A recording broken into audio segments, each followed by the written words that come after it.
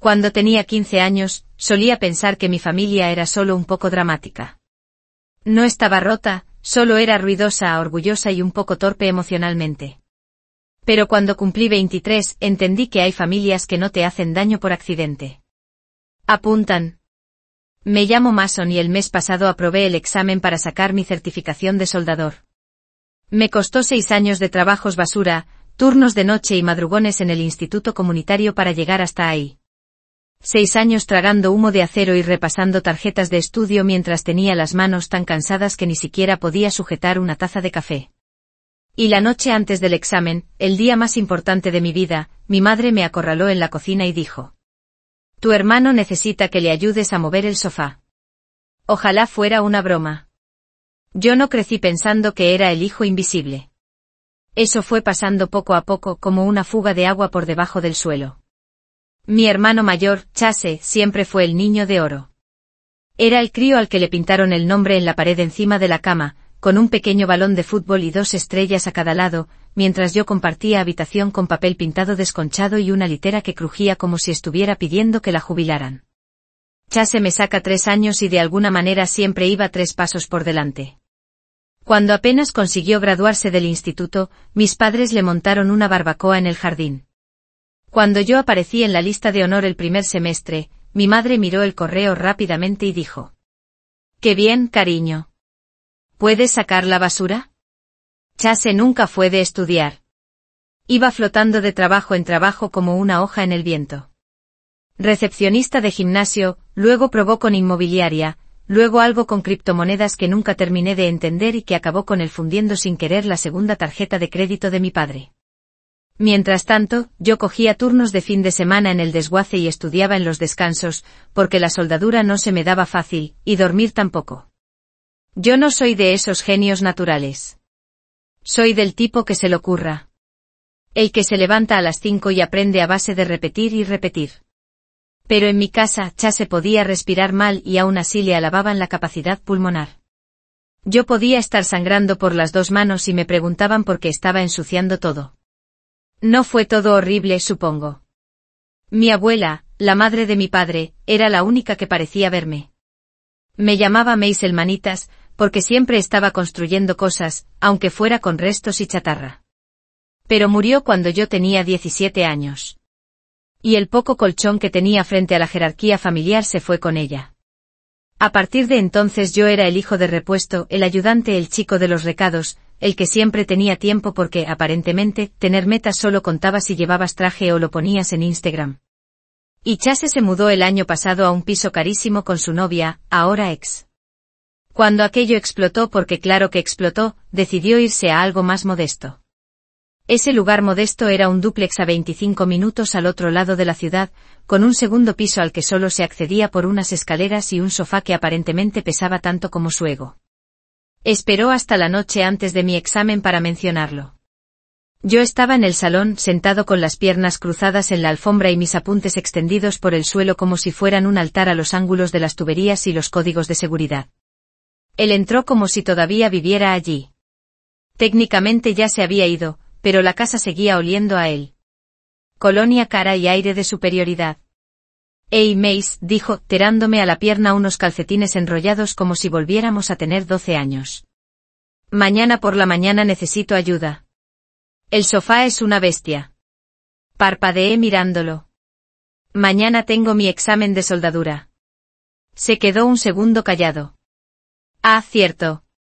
¿Qué sigues con eso?» «Sigo con eso». Miré a mi madre, estaba en la cocina preparando té. No había dicho nada aún. Ni siquiera me miró. «Llevo meses estudiando», dije despacio, intentando no sonar a la defensiva. «Tengo que estar allí a las 8 en punto. Es el examen práctico». Chase soltó un quejido. «Tío, es solo una mañana. No te estoy pidiendo un riñón». Fue entonces cuando mi madre se dio la vuelta y por fin intervino. No gritó, todavía no. Su voz sonó dulce, ese tono falso y calmado que usaba cuando estaba calentando para algo peor. «Cariño, tu hermano está intentando construirse una vida de verdad. No puede hacerlo todo solo». Se me helaron las manos. «Y yo no. No respondió. Solo me lanzó esa mirada cansada, como si yo estuviera exagerando por atreverme siquiera a ponerme en el mismo nivel. Luego añadió. Solo digo que podrías cambiar la fecha o saltarte ese examen. Habrá otros. Me reí. Una risa real, no porque tuviera gracia, sino porque era surrealista. Ya he pagado la tasa y no se puede cambiar hasta dentro de 6 meses. Es mi oportunidad. Mi madre dejó la taza sobre la encimera con más fuerza de la necesaria. Entonces, ¿estás diciendo que no? Estoy diciendo que no puedo. Que no voy. Y ahí empezó a gritar. Rompió como una goma elástica estirada demasiado. Él está intentando construirse algo. Tú solo estás jugando a las figuritas de metal. ¿Soldadura? ¿En serio? ¿Tú te crees que eso es un trabajo de verdad? ¿Crees que con eso te vas a mantener? Cada parte de mí quería encogerme. Pero algo más, algo afilado, empezó a levantarse en mi pecho. Me levanté despacio. Y por una vez no me disculpé. No supliqué que me entendieran. Solo recogí mis apuntes, pasé por delante de Chase y me fui a mi habitación. Mi padre, silencioso como siempre, fingía mirar el móvil en el pasillo. Esa noche no dormí mucho. No dejaba de pensar, quizá estaba siendo egoísta. Quizá debería haber ayudado y ya cambiar el examen. Pero entonces me vinieron a la cabeza todas las veces en las que yo había sido el que cedía, el que decía que sí, el que se ponía en segundo plano para que Chase volviera a ser el primero una y otra vez. Así que hice la maleta. No toda mi vida, solo lo justo. Mis botas, mi casco, mis apuntes y mi sudadera favorita, la que tenía las mangas chamuscadas de aquel verano en el que ayudé a cambiar el tejado metálico de un granero. Y me fui sin hacer ruido. Sin discurso, sin drama, solo la puerta de entrada cerrándose a la 1:47 de la mañana y el sonido de mi viejo Civic arrancando en la entrada. Esa noche dormí en el coche y a la mañana siguiente aprobé mi examen de soldadura. Pensé que ahí se acabaría todo, que me ignorarían como siempre, que fingirían que solo estaba pasando por una fase y esperarían a que volviera arrastrándome con una disculpa y una llave inglesa en la mano. Pero no fue lo que pasó. Porque cuando me fui no solo me llevé la mochila. Me llevé el último hilo que mantenía unida su ilusión de normalidad. Y sin mí allí para apuntalarlo todo, su pequeño castillo de naipes empezó a venirse abajo. Aunque yo todavía no lo sabía. No en ese momento. Solo era un tipo con un certificado, un saco de dormir y una rabia silenciosa que llevaba años tragándome. Una rabia que por fin, empezaba a sacar los dientes. Durante los días siguientes al examen, viví en una especie de limbo raro entre el agotamiento y el orgullo. No se lo había contado a nadie en casa. Ni un mensaje a mi madre, ni una llamada a Chase, ni siquiera un simple, oye, he aprobado. Me parecía algo demasiado sagrado como para compartirlo con gente que pondría los ojos en blanco o asentiría con educación para luego preguntarme si me había planteado hacer una carrera de empresa. Me mantuve a mi aire durmiendo en el futón viejo de un colega, alimentándome de café como si fuera combustible y pensando por primera vez en años, que quizá, solo quizá, podía tener una vida de verdad que fuera mía. Supuse que intentarían ponerse en contacto conmigo, que habría al menos un intento flojo de alguien de la familia por fingir que les importaba. Silencio absoluto. Ni siquiera un pulgar hacia arriba de mi padre, que si le conoces, sabrías que eso es comunicación. El único mensaje que recibí fue de Chase, 2 días después. No esperaba que de verdad te borraras. Muy bien. Sin preguntar por el examen. Sin reconocer en que había estado trabajando durante años. Solo eso. No respondí. Una semana después empezó la campaña de culpa. Todo comenzó con un mensaje de mi madre. ¿Ya has dejado clara tu postura? ¿Puedes dejar de castigar a tu familia por quererte? Me quedé mirando el mensaje un buen rato antes de dejar el móvil a un lado sin contestar. Quererme. A eso lo llamaban quererme. Gritarme por priorizar mi futuro, despreciar toda mi carrera como si fuera un juego. Tenían una forma curiosa de demostrar amor. Y de repente estaba muy cansado de explicarme a gente que nunca escuchaba. Pero debería haber sabido que el silencio no bastaría. A la mañana siguiente me llamó mi tía Mercy, la hermana de mi madre. Nunca habíamos sido especialmente cercanos, pero siempre había sido correcta conmigo, de esas que te sonríen en acción de gracias y poco más. Cuando descolgué pensé que sería charla amable. En lugar de eso, soltó un suspiro largo y dijo: Mason, acabo de hablar con tu madre. ¿Qué está pasando? Parpadeé, incorporándome. ¿Cómo que qué está pasando? Está llorando. Dice que te has desmadrado por completo. Dice que la insultaste y te largaste en mitad de la noche. Mason, sabes que lo ha pasado muy mal últimamente. No puedes abandonar a tu familia así como así. Estaba tan alucinado que me reí. ¿Qué? Eso es lo que nos ha dicho, respondió Mercy. Que estás en plan rebelde, que te estás quedando con desconocidos y que te niegas a volver a casa. Desconocidos. Yo estaba en casa de Caleb, mi mejor amigo desde el instituto. Su sofá tenía más valor familiar que la mitad de los abrazos que había recibido de pequeño. Está mintiendo, dije con la voz plana. Yo no insulté a nadie. Solo les dije que no podía saltarme el examen de soldadura. Y ella empezó a gritar que no estaba construyendo una vida de verdad. Así que me fui sin montar jaleo. Hubo una pausa larga. Luego mi tía carraspeó.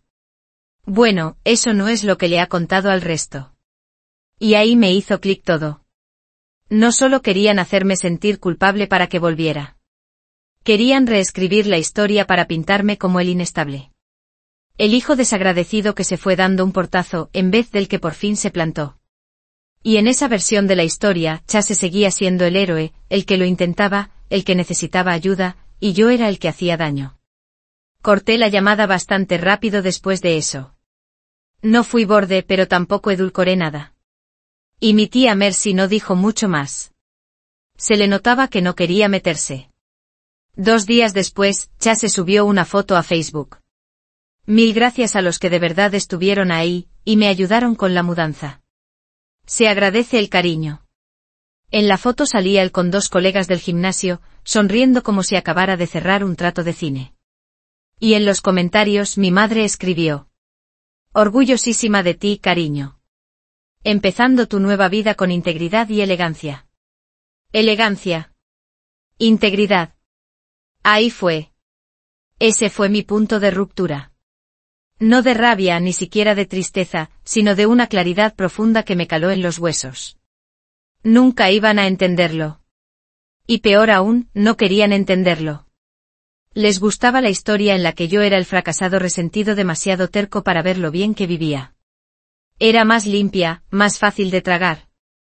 Pero yo no iba a seguirles el juego. Esa semana empecé a mover ficha. Caleb me puso en contacto con un tipo que conocía en un taller de fabricación metálica al otro lado de la ciudad. No era nada lujoso, pero pagaban decentemente y necesitaban soldadores que de verdad supieran lo que hacían. Me presenté con mi certificación en la mano y fuego en las tripas. El capataz me dio la mano, miró las marcas de quemaduras en mis mangas y dijo: Encajarás bien aquí. No era glamuroso. Me fundía los guantes más rápido de lo que podía comprarlos. Mis botas olían a metal fundido al tercer día y mis descansos de comida eran 10 minutos en silencio en un aparcamiento de grava. Pero por primera vez en años no estaba fingiendo. Estaba construyendo algo, ganándome el pan. Y de casa, nada. Ni un enhorabuena. Ni un ¿qué tal el trabajo? Solo silencio. Salvo algún mensaje de mi madre que parecía una postal pasivo-agresiva. Una familia no debería ser tan complicada. Antes tenías un corazón tan bueno. No dejes que extraños te vuelvan contra tu sangre. Sangre. Les encantaba esa palabra cuando les convenía. Luego llegó la llamada que no esperaba. Llevaba 3 semanas en el nuevo trabajo cuando mi padre me llamó. Llamada de verdad, no mensaje. Tenemos que hablar en persona, dijo. Dudé, pero había algo raro en su voz, así que acepté. Quedamos en un bar de carretera a medio camino entre su casa y la mía. Yo aparecí con mis botas de trabajo y una sudadera que llevaba 2 días sin lavar. Él vino con su viejo cortavientos, con cara de no haber dormido. Nos sentamos. El silencio se podía cortar. Luego dijo: Han despedido a tu hermano. No dije nada. Tomó malas decisiones con lo de las criptomonedas. Gastó más de lo que ganaba. Han cancelado el contrato del piso. Necesita un sitio donde quedarse. Lo miré sin pestañear. Vale. Mi padre se removió incómodo. Tu madre y yo pensábamos que podría volver a casa una temporada, hasta que vuelva a levantarse. Casi me vuelvo a reír. Perfecto. Es vuestra casa. Se frotó las sienes. La cosa es que también esperábamos que tú volvieras.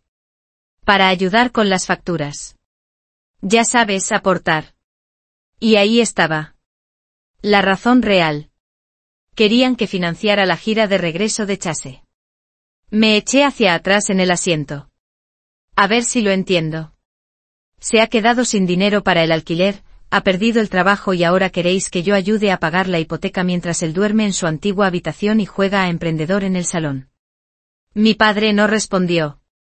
Yo acabo de sacar el título. Por fin estoy trabajando.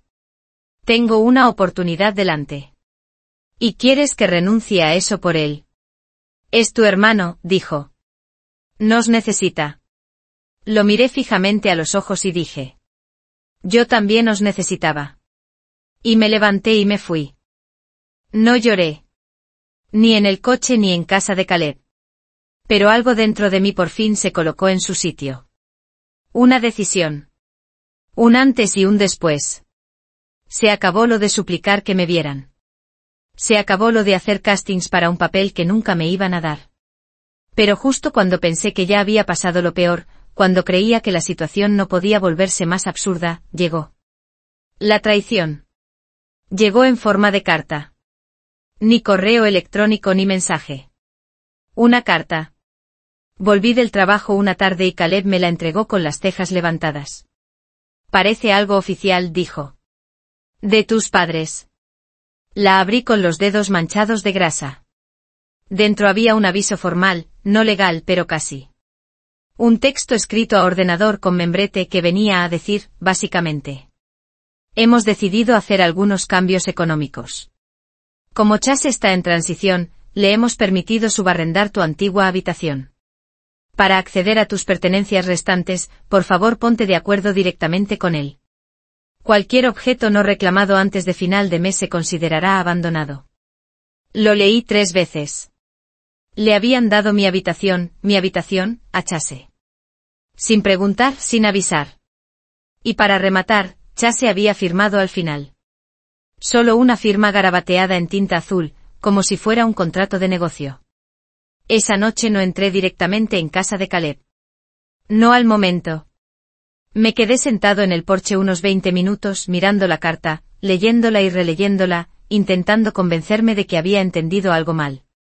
Que quizá era una broma, una especie de manera retorcida de llamarme de vuelta.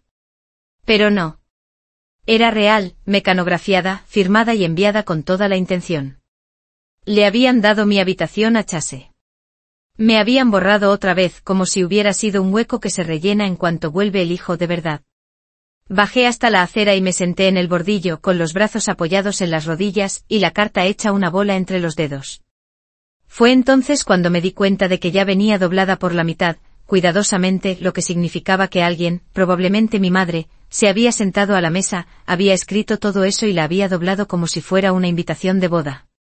No había duda ni conflicto, solo una expulsión silenciosa. Ese fue mi fondo. No la carta, ni siquiera la habitación. Fue darme cuenta de que resultaba tan fácil prescindir de mí que ni se molestaron en adornar el golpe con una mentira piadosa. No dijeron temporalmente. No dijeron esperamos que lo entiendas. Usaron la palabra abandonado como si mi vida fuera un paquete que se ha quedado demasiado tiempo en el porche. Devuelto al remitente. Esa noche no se lo conté a Caleb. Solo asentí cuando me preguntó si estaba bien y me metí en el cuarto de invitados. Me tumbé en el sofá cama, de cara a la pared, y dejé que todo el peso se me viniera encima como si se hubiera desplomado el techo. Los días siguientes hablé poco. Iba al trabajo, soldaba lo que hubiera que soldar y mantenía la cabeza agachada. No mencioné la carta, no hablé de Chase. Creo que Caleb notaba que pasaba algo. Es de esos amigos que saben cuándo dar espacio. Pero yo sentía que me encogía, como si me convirtiera en otra persona, más callada, anestesiada. Hubo una noche, sin embargo, en la que se me escapó algo. Estábamos viendo la tele, un concurso de cocina absurdo, y el presentador dijo algo tipo, tienes que saber lo que vales antes de que lo sepa nadie más. Yo murmuré sin pensar. A menos que tu familia te convenza de que no vales nada. Caleb bajó el volumen. Vale, dijo sin dureza. Cuéntame qué ha pasado. Y se lo conté. Todo. La bronca de antes del examen, el silencio después, los mensajes de culpa, la publicación en Facebook, la charla en el bar con mi padre y, por último, la carta. No dijo nada enseguida. Me miró un rato largo. Luego dijo algo que nunca se me va a olvidar. Mace, esa gente ya no es tu familia. No ahora. Son tu historia de origen. Me atravesó como una viga de acero en el pecho porque tenía razón. Llevaba años pensando que yo era la pieza defectuosa del puzzle, intentando encajar en un hueco que nunca había tenido mi forma. Pero quizá la cuestión no era encajar. Quizá la cuestión era construir mi propia mesa. A la mañana siguiente le pedí al capataz hacer horas extra. Le dije que necesitaba trabajar más. Me miró, sonrió y dijo. No vas a dormir en un mes, chaval. ¿Seguro? Asentí. Seguro. Ese mes trabajé más duro que nunca. Madrugadas, noches, fines de semana. Cogí todos los turnos que nadie quería. Soldé con ampollas, me salté descansos y me volqué en el trabajo como si estuviera intentando quemar el dolor desde dentro. Y poco a poco empezó a funcionar. El ruido en mi cabeza se fue apagando. El nudo en el pecho aflojó. Seguía enfadado, seguía dolido, pero también estaba avanzando. Y 5 semanas después de esa paliza, pasó algo que no esperaba. Me ascendieron. No de manera oficial, sin título ni subida de sueldo aún, pero el capataz empezó a ponerme con los nuevos, a que revisara sus cordones, les enseñara a corregir el arco, a dar feedback sin pegar gritos. Al principio pensé que sería algo puntual. Pero luego me llamó aparte y me dijo. Tienes buen ojo, Mason.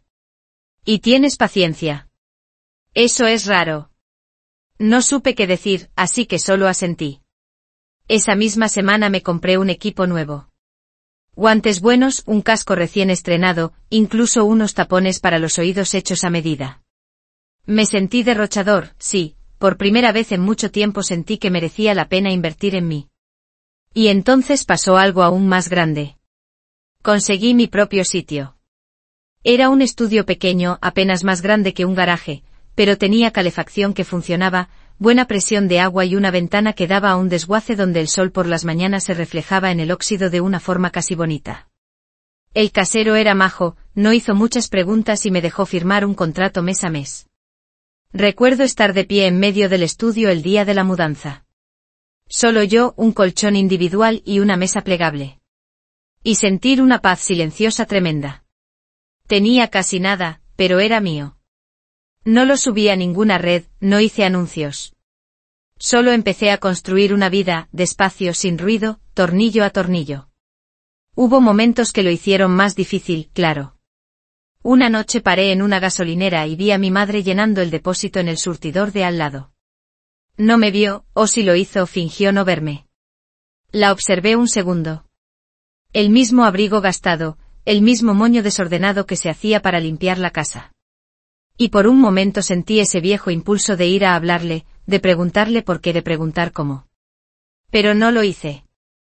La dejé marchar sin decir nada. Porque para entonces había aprendido algo importante. El cierre no siempre es una puerta que te abre otra persona. A veces eres tú de pie y a solas, escogiendo no llamar. Un fin de semana Caleb vino con un regalo de inauguración. Un microondas destartalado y una planta de plástico que dijo que parecía haber sobrevivido a una guerra. Nos sentamos en el suelo comiendo burritos calentados en el microondas, y por fin le conté mi plan. Quiero montar algo propio. Nada grande todavía, pero quizá soldadura móvil, trabajos de metal a medida, reparaciones. Él sonrió. Mace, el manitas ha vuelto. Puede. Pasé las semanas siguientes investigando, aprendiendo sobre licencias, furgones preparados, costes de equipo. No fue fácil.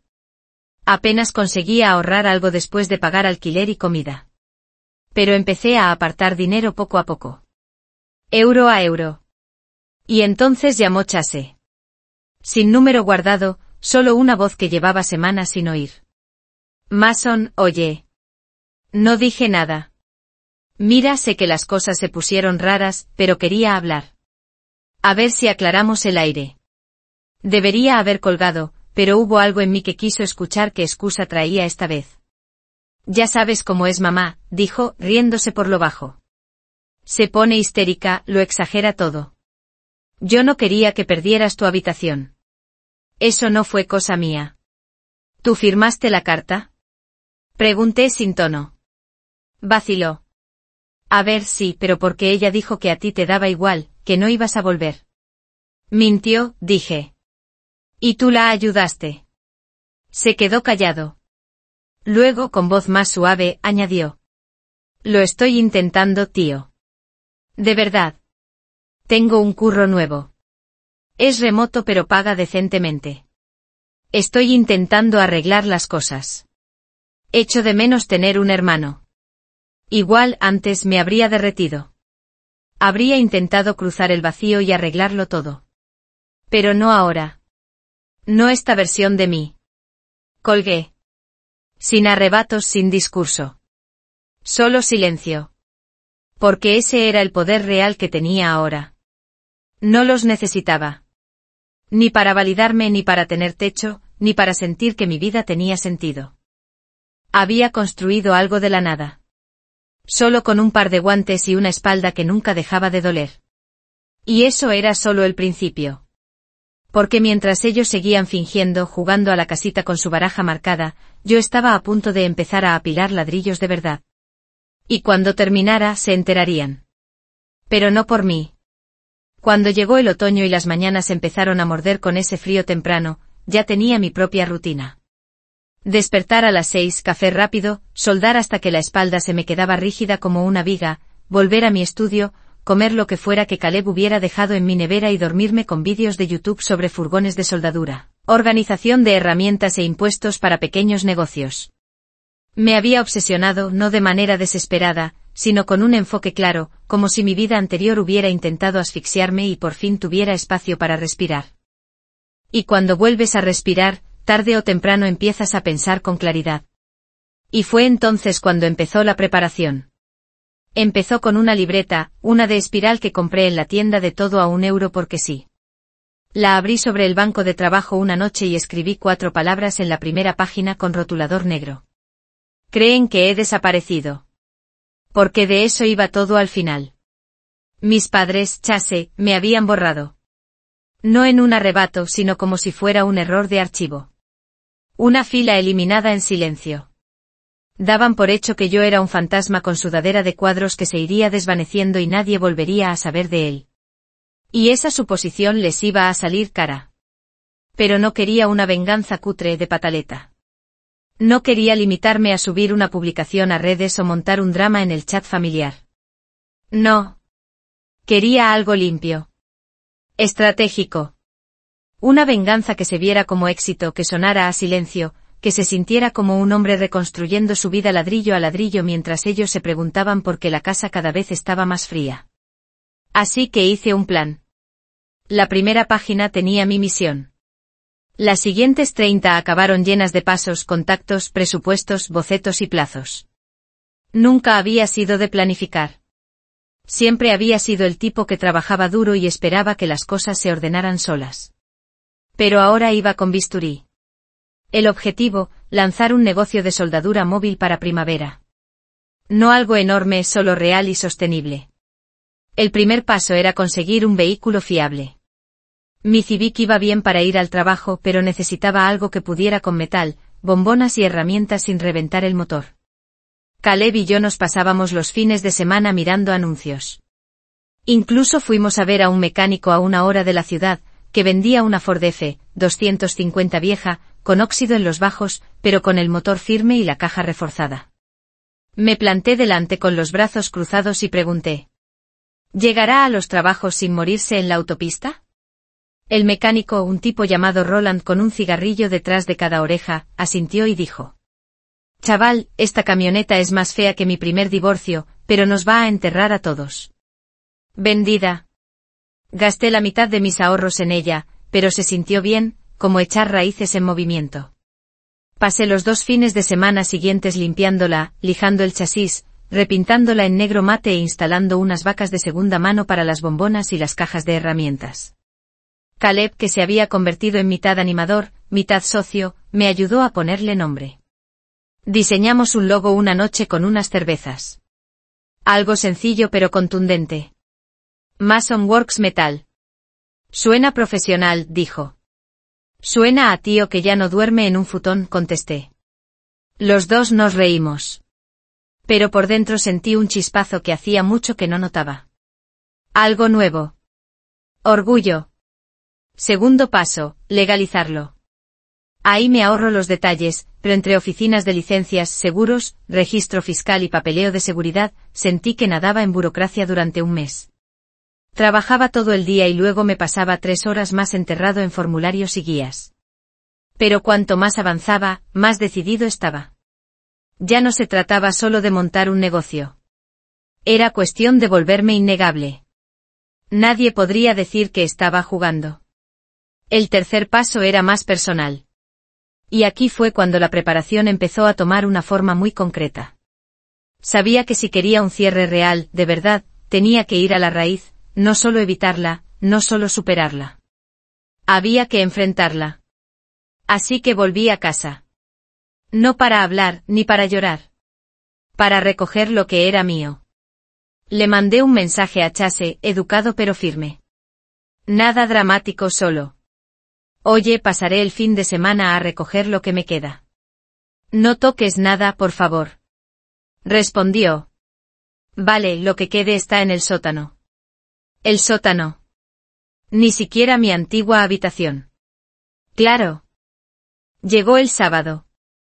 Aparqué la camioneta a medio bloque y subí por el camino de entrada con los guantes en el bolsillo y el corazón martilleando. La casa seguía igual. El buzón agrietado, el flamenco de plástico clavado en el parterre.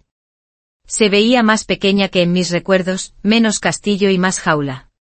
Chase abrió la puerta con pantalón corto de gimnasio y una camiseta de tirantes, como si no hubiera pasado el tiempo. Me saludó con un gesto de cabeza, como si aún fuéramos críos tirando piedras a la valla. No se lo devolví. Puedes pasar por atrás, dijo señalando hacia el garaje. Las cosas están junto al calentador. No contesté y pasé de largo. El sótano olía a moho y recuerdos viejos. Mis cajas estaban allí llenas de polvo, abolladas, una de ellas medio abierta con un par de mis botas tiradas encima como si fueran basura. Fui revisándolas despacio. Mi casco, mis primeros guantes, una foto de mi abuela y yo con los bordes doblados, un cuaderno lleno de diagramas de soldadura de la escuela técnica. Cosas que seguramente pensaban que no me importaban. Cosas que a ellos no les importaban. Metí todo en las cajas de plástico que había traído en la camioneta, las cerré con cinta, las etiqueté, las apilé bien. En todo ese tiempo nadie bajó a hablar. Oía la tele arriba, la risa de mi madre, pero nadie reconoció que yo estaba allí, lo cual estaba bien, porque antes de irme hice una cosa más. Saqué un sobre pequeño del bolsillo, de cartulina gruesa, con mi logo y el nombre de mi nuevo negocio en relieve. Dentro había un folleto simple de una sola página, servicios de soldadura móvil, fecha de lanzamiento, tipo de trabajos y datos de contacto. Lo deslicé en el cajón desastre de la cocina, justo al lado de las tijeras y los cupones caducados. Que lo encontraran. Que se quedaran pensando. Unos días después empezaron las llamadas. Primero mi tía otra vez. Cariño, he visto el anuncio de tu negocio en Facebook. Tu madre lo ha compartido. Enhorabuena. Parpadeé. ¿Lo ha compartido? Dice que está orgullosísima de tu espíritu emprendedor. Casi se me cae el móvil. Ni una palabra para mí, pero orgullosa en Facebook. Pocos días después recibí un mensaje de mi padre. Solo una captura de pantalla de mi camioneta aparcada en una obra, con el logo bien visible y las palabras. Se ve bien. A tu abuelo le habría gustado. No venía con disculpa. Pero tampoco hacía falta, porque el siguiente paso llegó en forma de contrato. Uno de los veteranos del taller, un soldador llamado Raúl, me escribió sobre un trabajo como subcontratista. Dijo que le gustaba cómo trabajaba y que su primo tenía una empresa de construcción que necesitaba trabajo metálico para una serie de viviendas nuevas en la zona oeste. Hay buen flujo de caja, dijo. Y va tu nombre en la factura. Conocí al primo. Nos dimos la mano, acordamos alcance y precio. Firmé mi primer contrato real bajo el nombre de Mason Works Metal esa misma noche. Hice una foto del cheque cuando lo ingresé y la imprimí. No la mandé ni la presumí. Solo la clavé en el corcho de mi banco de trabajo junto a la carta arrugada de mis padres. En un papel ponía abandonado. En el otro, pagado íntegramente. No pensaba meterme en el proyecto de la asociación de vecinos. Al principio no. Solo quería soldar, construir cosas y ampliar mi lista de clientes. Pero la vida tiene esa manía de ir preparando tu venganza en silencio mientras tú estás ocupado levantando tus ruinas. Empezó con una mujer llamada Sharon. Tendría unos 50 y tantos, dirigía la asociación de vecinos del proyecto de expansión Oak View, una urbanización de gama media en las afueras. Su marido había visto mi camioneta en una obra, le hizo una foto al logo y le pasó mi número. Ella me llamó al día siguiente. Buscamos a alguien que fabrique barandillas a medida para 20 viviendas nuevas, me dijo. Y quizá alguien que nos ayude con la restauración de unas verjas viejas. Tu nombre ha salido recomendado. Casi se me cae el móvil otra vez. No era solo un buen trabajo. Era un trabajo público. Alta visibilidad, continuidad, un contrato que no solo pagaría mi alquiler 6 meses por adelantado, sino que me daría algo mucho más valioso. Credibilidad. Fui a ver la obra, le expuse mi propuesta, le enseñé fotos de trabajos anteriores, certificaciones, seguro. Estaba nervioso, demasiado preparado, sudando, pero ella asintió, revisó mi carpeta y dijo. Eres el primero que viene preparado de verdad. La junta vota la semana que viene, pero diría que lo tienes bien encaminado. Me dieron el contrato 2 días después.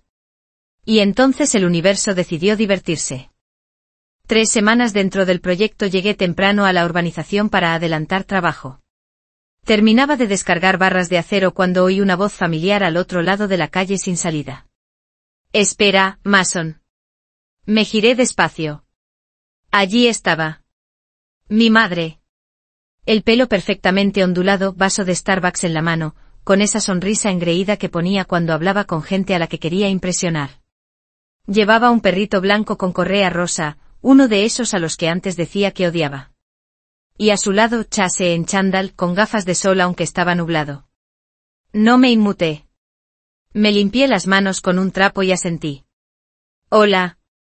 Parpadeó como si hubiera visto un fantasma. ¿Qué haces aquí?